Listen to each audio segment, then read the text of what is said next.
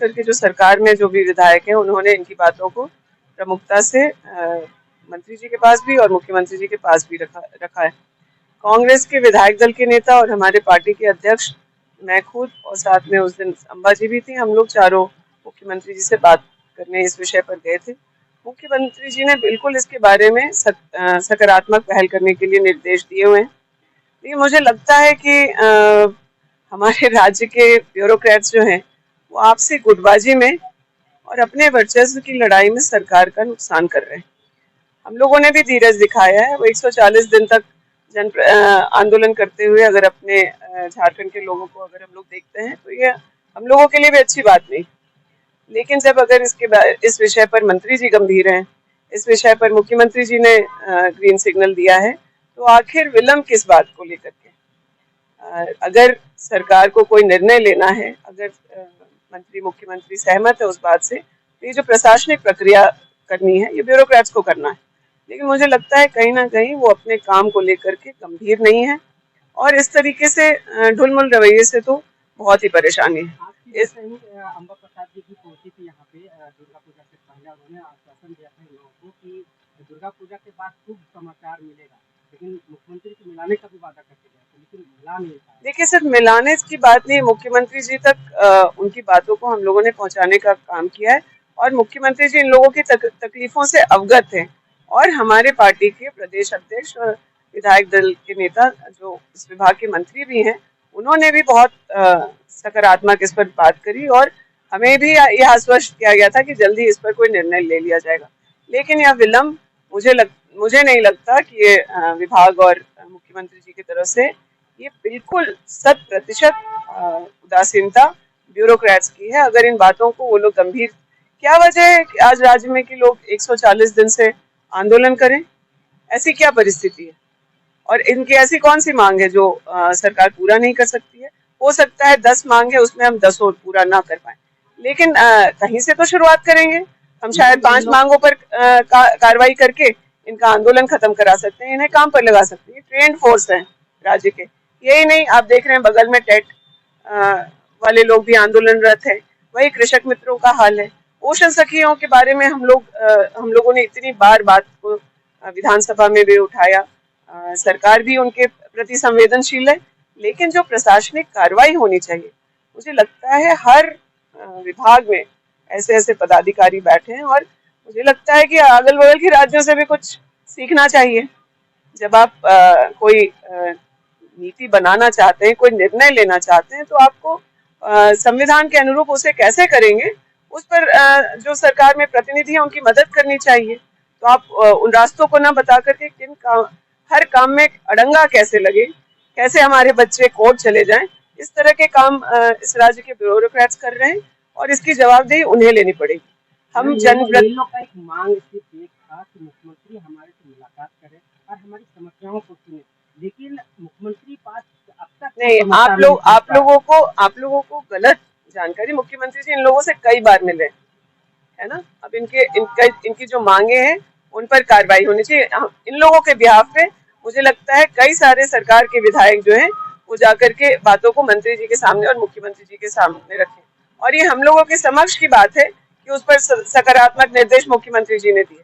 आप विभाग में जो पदाधिकारी बैठे हैं या सरकार में चीफ सेक्रेटरी हैं और तमाम पदाधिकारी हैं, उन लोगों के उदासीन होने का क्या कारण है? और हम लोगों की भी सहन शक्ति की एक सीमा है। हम लोग आंदोलन से निकल करके आए हैं। किसी आंदोलन को 140 दिन तक कोई चला रहा है तो ये ब्यूरोक्रेट्स को नहीं समझ में आएगा। इन्हें तो एक बार परीक्षा देना है, फिर सरकार में बैठे तो 60वें साल इन्हें जाकर के रिटायरमेंट लेना है। लेकिन जनप्रतिनिधियों को हर 5वें साल जनता की अदालत में खड़ा होना पड़ता है और इस तरह के जो लोग अनुबंध कर्मियों के नाम पर चाहे प्रोत्साहन राशि पर काम कर रहे हैं या इस तरीके के जो लोग हैं, उन लोगों पर के नौकरी पर तो हर वक्त तलवार लटका रहता है। सरकार भी आपकी है, अफसर भी आपके हैं, तो दिक्कत नहीं, अफसर हमारे नहीं है। अफसर प्रशासनिक है और वो एक तंत्र है, एक पिलर है। सरकार का अगर गाड़ी का 4 पहिया है तो उसका एक चक्का ये ब्यूरोक्रेट्स है।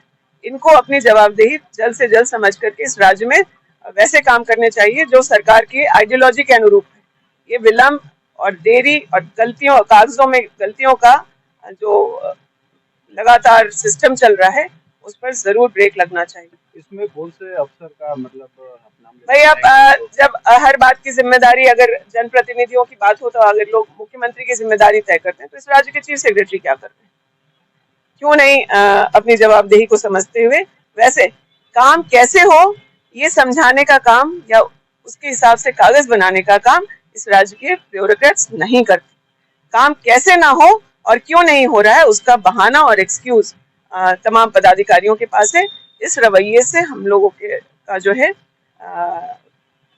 हम लोगों के सरकार की बदनामी हो रही है, हमारे राज्य के मुख्यमंत्री की बदनामी हो रही है, हमारे मंत्री की बदनामी हो रही है और उसके लिए वो लोग दोषी नहीं। तो जो गलती कर रहा है उसे जवाबदेही लेनी पड़ेगी और उन्हें काम करके दिखाना पड़ेगा। बगल का राज्य है बिहार, हमारे राज्य के युवा आज परेशान नौकरियों के लिए हैं, हमारे पास वैकेंसीज है, उसको जल्द से जल्द भरने का काम करना चाहिए।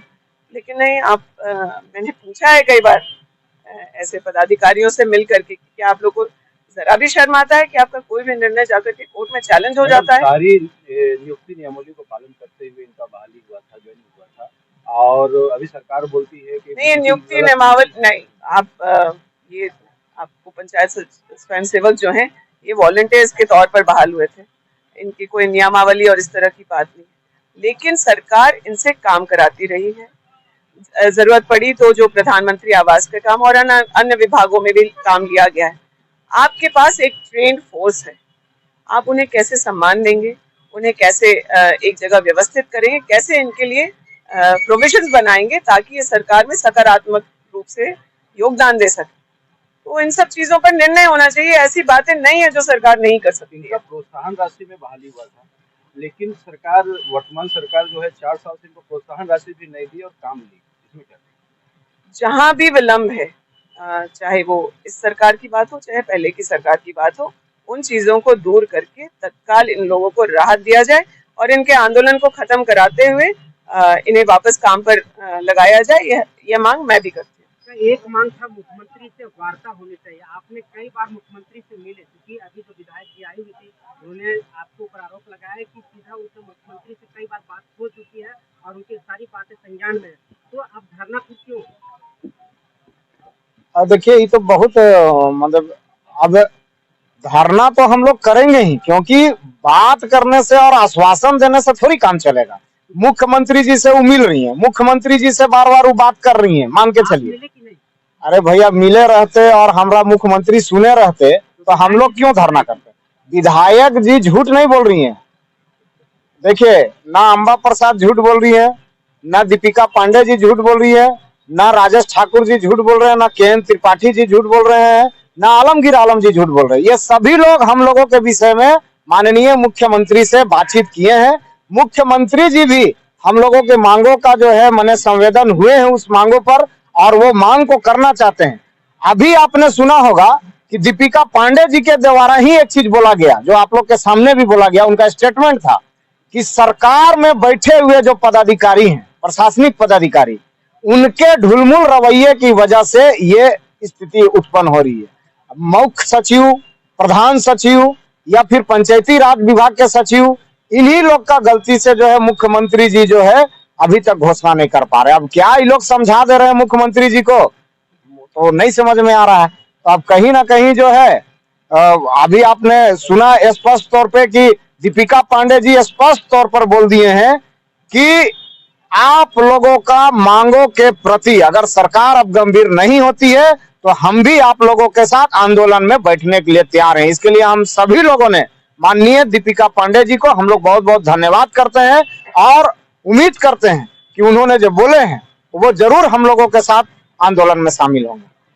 दुर्गा पूजा से पहले विधायक अम्बा प्रसाद जी आए हुए थे, उनका बोले थे दुर्गा पूजा के बाद मुख्यमंत्री से मुलाकात करवा देंगे, एक शुभ समाचार भी मिलेगा, क्या हुआ, वो मुलाकात करवा पाई? नहीं, अभी तक भी वैसा कुछ नहीं हो पाया है। पर हम बता दे रहे हैं आपको कि एक विधायक या एक मंत्री ज्यादा से ज्यादा क्या कर सकते हैं, बात विचार कर सकते हैं। मुख्यमंत्री को तो जबरदस्ती खींच के नहीं ले आएंगे यहाँ, या हम लोगों को तो जबरदस्ती वहां खींच के नहीं लेके चल जाएंगे। मुख्यमंत्री जी को बहुत गंभीरता से इन लोगों ने बात विचार किया हम लोगों के विषय में और मुख्यमंत्री जी भी संवेदनशील हैं। पर कहीं ना कहीं हम बताए आपको कि प्रशासनिक अधिकारियों की वजह से ये स्थिति हो रही है। और आने वाला दिन में भी, ये भी हम बता दे रहे हैं आपको कि आने वाला दिन में भी अगर ये सरकार दोबारा सत्ता में नहीं आती है तो उसका मुख्य जिम्मेवार बैठे हुए प्रशासनिक अधिकारियों का होगा, क्योंकि ये मुख्यमंत्री जो है काफी संवेदनशील हैं, सबके मांगों को सुनते हैं, सबकी मांगों को करना चाहते हैं, बहुत गंभीर है इस विषय में, पर कहीं ना कहीं प्रशासनिक अधिकारी के रवैया से उन तक मामला सही से पहुंच नहीं पा रहा है, जिसके वजह से मुख्यमंत्री भी नहीं समझ पा रहे हैं। और इसका खमियाजा झारखंड मुक्ति मोर्चा और कांग्रेस की सरकार को 2024 में भुगतना पड़ेगा। उसके लिए जिम्मेवार सिर्फ और सिर्फ प्रशासनिक अधिकारी ही होंगे। बात ज्वाइंट सेक्रेटरी की आ रही थी कि उनके द्वारा कहा जा रहा था कि ज्वाइंट सेक्रेटरी जो है वो गुमराह कर रहे हैं मुख्यमंत्री। बिल्कुल, तो उसका क्या वजह आप लोग को लगता है? इसका वजह है, हम तो सीधा तौर पे बोलेंगे और एकदम सच्चाई बोलेंगे, रघुवर दास जी के सरकार में वंदना दादेल जी जो हैं, कई बार उनको मतलब कि माने सीधा तौर पे हम बोलेंगे कि मुख्यमंत्री जी से उनका बनता नहीं था, वंदना दादेल जी का पूर्ववर्ती सरकार में।